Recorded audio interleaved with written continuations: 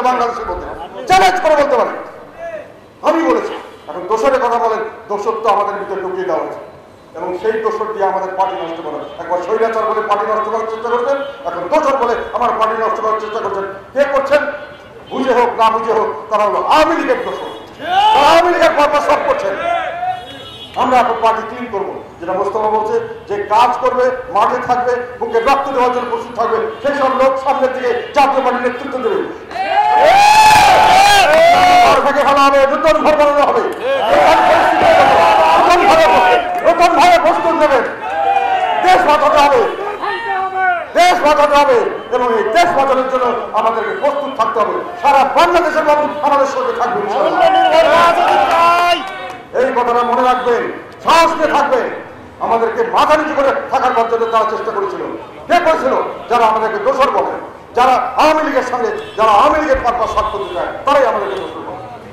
আওয়ামী লীগ আমাদেরকে দোষর বানিয়েছে, আওয়ামী লীগের লোকরাই আমাদের জন্য দোষর।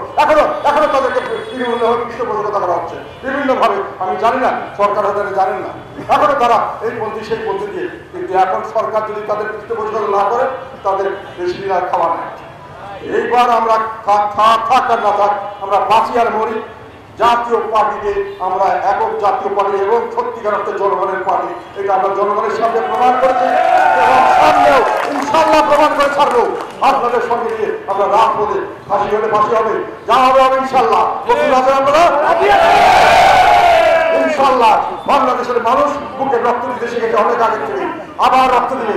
অন্যায় অবিচার বাংলাদেশের মানুষ সহ্য করতে পারবো না। আমাদের উপর জুলুম করার চেষ্টা করা হচ্ছে, আমরা সবসময় এই জুলুমের বিরুদ্ধে করছি। আমরা সবসময় সাহস নিয়ে বুকের সামনে এগিয়ে গেছি।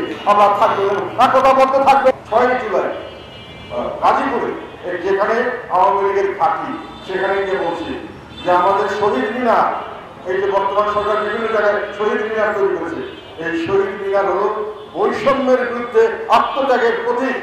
এবং যেখানে যেখানে শহীদ মিনার করেছে, আমি বলেছি ছাত্ররা তোমরা সেই শহীদ মিনারের উপর দাঁড়াও এবং সেখানে ঘোষণা দাও যে আমরা এই বৈষম্য ভেঙে ফেলবো। যতক্ষণ না ভাঙতে পারি আমাদের সংগ্রাম চলবে।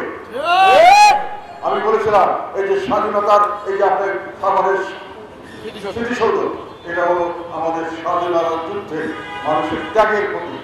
তোমরা একটি প্রেরণা গ্রহণ করো।